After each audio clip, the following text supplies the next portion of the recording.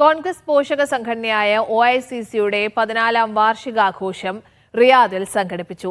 മലാസിൽ നടന്ന വാർഷികാഘോഷ സമ്മേളനത്തിന്റെ ഉദ്ഘാടനം ടി സിദ്ദിഖ് MLA നിർവഹിച്ചു. റിയാദ് OICCയുടെ 14ാം വാർഷികാഘോഷമാണ് സംഘടിപ്പിച്ചത്. ചടങ്ങിന്റെ ഉദ്ഘാടനം ടി സിദ്ദിഖ് MLA നിർവഹിച്ചു. വയനാട് ദുരന്തവുമായി ബന്ധപ്പെട്ട് ഫോട്ടോഷൂട്ട് നടത്തിയതല്ലാതെ പ്രധാനമന്ത്രി കേന്ദ്ര സഹായം നൽകിയില്ലെന്നും അദ്ദേഹം ആരോപിച്ചു. രാജ്യത്തിന്റെ മതേതര സ്വഭാവം ഇല്ലാതാക്കാനാണ് ശ്രമം.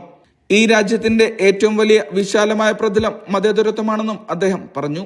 അവിടെ വേദനയുണ്ടാകുമ്പോ, അവിടെ പ്രയാസകരമായ അന്തരീക്ഷം ഉണ്ടാകുമ്പോ, അവിടെ ജാതിയുടെയും മതത്തിന്റെയും അർത്ഥതലങ്ങളിലേക്ക് മനുഷ്യനെ വിഭജിക്കാൻ ആസുരതയുടെ ഓരോ ശക്തികൾ ശ്രമിക്കുമ്പോഴും ആ ശക്തികൾക്ക് വഴിമരുന്നിടാനോ ആ ശക്തികൾക്ക് വീട് കൊടുക്കാനോ നമ്മുടെ നാട് ഒരുക്കമല്ല എന്നുള്ളതിന്റെ ഏറ്റവും വലിയ ഉച്ചസ്ഥായിൽ ഉയർന്നു നിൽക്കുന്ന പ്രതീകങ്ങളായിരുന്നു ആ ദുരന്ത സ്ഥലത്തും ജനം കാണിച്ചതായ ഏറ്റവും വലിയ മഹനീയമായ ഒരുമയുടെ മാതൃക എന്നുള്ളത്.